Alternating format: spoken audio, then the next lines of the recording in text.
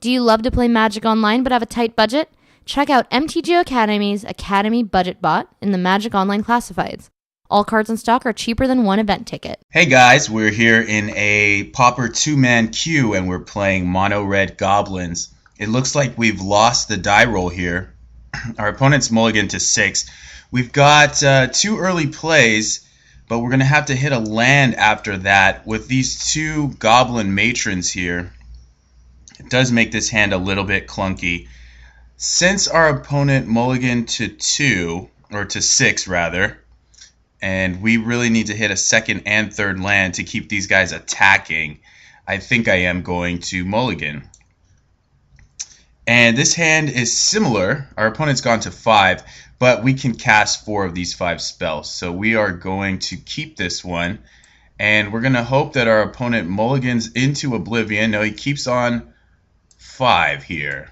So, let's see what we're playing against. We're going to wish them good luck and bid them a nice greeting, a salutations. Hello. Kozart Bude. Uh-oh. And we're playing against Burn. He's mulligan to 5, however.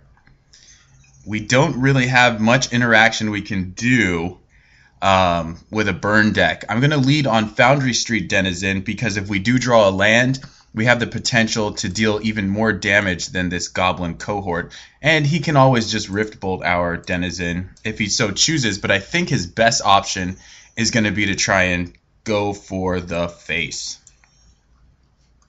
So let's see what happens here.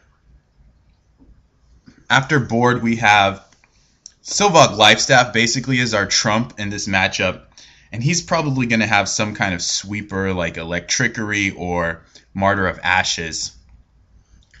And he's just passing. He's got 4 cards, so these are all burn spells. He may not be able to cast some of them yet. And we do draw the land. So now we have to decide what our sequence of plays is going to look like. And I think just going Denizen Cohort is going to be our best option because it presents the most damage on turn 3 as well as on this turn 2. Now the Sledders can protect us against some things, but I don't really think we should play around very narrow cases like that. So we're going to try and just get him for 3 here. He may be sitting on things like Fire Blast, Searing Blaze, all that. So we really want to try and bash in and start winning this race. Now next turn I think I am going to play both of the... Oh, he's just going to bolt it. Becomes red. Oh, he's just cycling. All right. Well, that's actually good for us to see. He's going to 17 here. And that's a card you don't actually see very often. It's called Crimson Wisps, apparently. And he may be playing Kiln Fiend then. Oh, Keldon Marauders. Uh-oh. So we're going to take 1 off of this Marauders, and we can attack into this pretty well once we get these Sledders and Raiders. And we draw a Bolt as well on top of that. So we're definitely going to want to consider our options here a little bit. So I think the worst play to make would be to play the Mog War Marshal. However, there is some merit to that because it can profitably block the Marauders. And being able to block the Marauders is pretty nice, actually, because we can bolt it here. But I probably want to save the bolt ultimately for something like a Kiln Fiend. And he may just take a trade with the Foundry Street Denizen. So if we bolt the Marauders and play Sledder, we actually get in for 6 damage, taking him to 11. Next turn we can play Mog War Marshal, which threatens to essentially just kill him on the spot. And that actually seems very, very appealing to me. So I think I might just go for that play of bolting the Marauders. I just want to make sure it's only going to ping us. Even though the Marauders is a manageable problem, right now it's a problem because it's blocking our guys. So I'm going to take him out. He's down to 3 cards. He may have Fire Blast, but we're not too worried about Fire Blast at this stage because we're going to force him to take 6 damage here. So we're going to take that, and then we're going to play our Goblin Sledder. I like leading on the Sledder in front of War Marshal, because the turn you lay down War Marshal, you can then sack it to get an extra point of damage, and you don't have to worry about this echo cost business in subsequent turns. So he's at 11. We've got a naked 5 damage on the board, but we're going to do a lot more once we play this Mog War Marshal out. And he's in a lot of trouble, in my opinion, if he can't really deal with our board.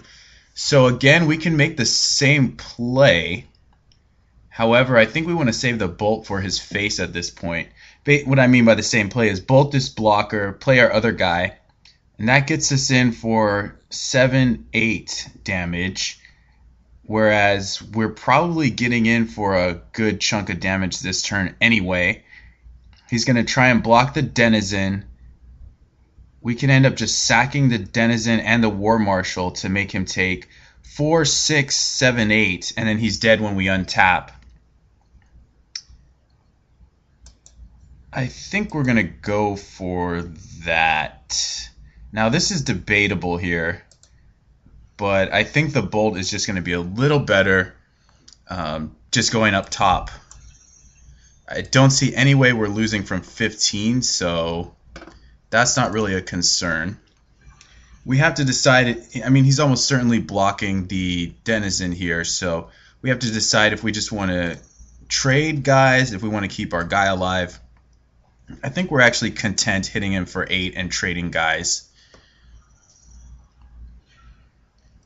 So we'll go ahead and just pump up the Sledder here. And we'll let the Denizen trade because it doesn't actually matter. And then this actually gets another point of damage in, which I should have thought about. So he's going to take 8. Right? 4, 6, 8. Yeah. So that's good. We just need to be able to untap. Oh, he's going for the bolt. So now we need to sack this guy to make him take some more damage. So we're going to go ahead and do that. We'll pump the cohort. So now he's only standing to take what looks like 5. But we can also make him take a number of other points, but I think we're okay with this. He's going to 6, and we have enough damage here to get him anyway. So I don't think there's any way we lose. I'd rather maintain these resources to protect us against something like Electrickery. So I'm fine with that.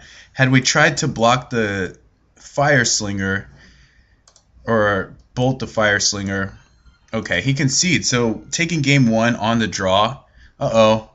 Magic Online is going off in 4 hours and 30 minutes. But that does not concern us right now. Taking a game on the draw is very big for us here. Because even if we somehow lose this game, we are going to be on the play for the next game. So we're expecting him to bring in, like I said, some kind of Martyr of Ashes effect or Electrickery. And we are going to want to bring in Sylvok Lifestaff, which just turns this match on its head because we are able to drastically outrace our opponent. Now, the primary card I'm interested in cutting at the moment is Sparksmith, because while he did have 2 creatures in that game, his deck is a vast majority of non-creature threats. And we have Deathspark and Bolt for Fireslinger. We have Bolts for Marauders, and we can block Marauders to mitigate his damage. And the good thing about these other spells, aside from the Sparksmith, is that they can actually go to his face. So they help us race a little bit better than the Sparksmith. And might I add, the Sparksmith damages us. So that makes his burn plan against us better. Smash to Smithereens I'm not too interested in bringing in here. And these cards all on the left, are pretty much negligible. I don't see them really doing anything. The relic could hit potential fire bolts, and it can also cycle for us. But I think we're going to leave it like this, and we're going to submit and go into game 2. Why don't we just briefly look over the cards? War Marshal, all of our 1-drops. Yeah, I think all of this stuff is fine. And we have 32 creatures. It's a healthy total for sure. So he's going to opt to be on the play here. And we have a hand that's keepable, but it's not very fast. I guess it's reasonable. This is actually this is a fine hand that you would keep against the field in general. Against him, a healthy 7-carder might outrace this depending on our draws, but this is by no means a mulligan. And it's also nice that we have the Sledder, which automatically turns on our life staff triggers once we draw into it. So let's see how this goes. He leads on a Rakdos Guildgate, which is something I was not expecting to see by any stretch. Alright, so now we've got some real heat in the form of Goblin Bushwhacker, which is going to help us race. So who knows what this Guildgate is for. The Black Splash might be for bumping the Knight, which you've seen in like modern burn decks. But I have no idea what you would splash black in this format. You can get hardier removal spells like Doomblade if you're worried about Fangren Marauder, I suppose. So this thing's going to ping away at us, but we're on a fairly decent we have a fairly decent clock of our own. So we could Bushwhacker here, which hits him for 5. We can also play Sledder, which hits him for 2 this turn. What I like to do when I'm deciding my turn 2s is you got to calculate the turn 2 damage and the turn 3 damage. So if we attack with Bushwhacker this turn, we hit him for 5 this turn and 3 next turn for a total of 8. If we just play the Sledder, we hit him for 2 with Conscripts this turn, then we Bushwhacker for 7 for a total of 9, and we have an additional creature on the board. And we have mana open to cast Death Spark and Bolt. So I think that is just by far the better play. And a lot of times when you have haste creatures, you can sandbag them like I'm doing because you're not losing any tempo by playing them later. Unless they have something that's really going to punish us. Now we got to start worrying about Electrickery because that is one of the main ways that we're going to get crushed here. We can leave up Death Spark. I don't think we want to bolt to the face. If he plays a Kiln Fiend, we definitely want to bolt it. He's playing some guy. Oh, Searing Blaze. So, we're going to sack this regardless, even though it does not prevent us from taking 3 damage. So I think we want to go ahead and Death Spark him to the face. He played his land. So we're going to Death Spark him and sack it just to pump the Sledder, just to get that value. So that's a really good card for him against our deck because it slows down our plan while advancing his plan. So that's a pretty important effect on this game. He's got 4 cards left, and he's got this constant damage coming in the form of Curse. And Bumping the Knight takes us to 13. So we're not going to pay for a Death Spark this turn, but we may pay for it next turn.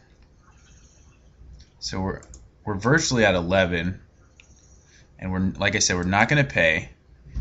And we're a little flooded, so I think our chances of winning this game are pretty slim at this point.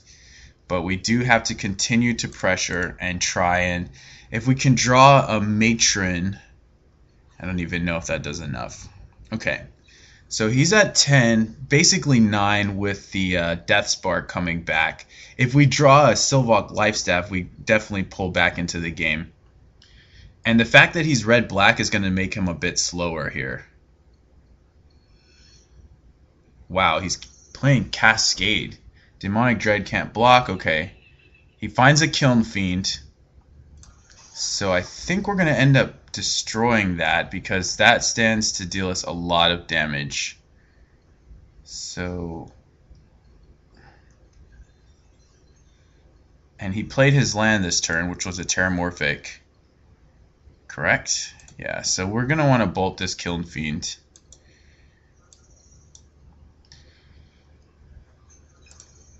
Because that's going to do all kinds of bad things to us. Uh-oh. Okay, he might just be doing that to get that out of the way. He's got double black. And we are going to pay for the Death Spark because we can cast any creature in our deck now. And we draw a Goblin Matron, so we're going to set him up for Bushwhacker Town, I think. So this is 2 now. And then we have 2, 4, 6, 8, which takes him to 3. So any 1-drop is a win as well. Yeah, we'll just make this play and hope that we are not... He's only on 2 cards, so there is a chance we can survive. And I think, yeah, we want to get Bushwhacker to try and win.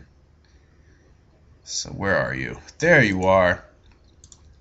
And it'll be nice if we have any other... If we have a 2-mana... Not 2-mana, 2-power guy. He drew another land, so he's a little flooded. There is a chance we can beat him. He's going to bolt our Goblin Sledder, so I think we're just going to have to try and keep our guy alive here. He's on the plan of bolting our board, so that's definitely good for us. He's trying to outlast us long enough to... Uh-oh. Oh, Vithian Stinger. We get to kill that. That's very good. But he has Unearth, so he's coming back to haunt us. Oh, and we drew double Bushwhacker, so I think he's just dead. 3, 6, 9, 12. And we have enough mana. We have 1, 2, 3, 4, 5. So it looks like we're going to take this. Oh, no, it's not 12. It's 11. But 11 is enough. Because the last Bushwhacker is only going to attack for 2. So that was a very fortuitous sequence of draws. I think I used that word correctly there. And that's Xaxes. And he has no cards in hand. F6. And looks like we just won a pack here for taking down that 2-man queue. Thanks for watching, and we'll talk to you guys later.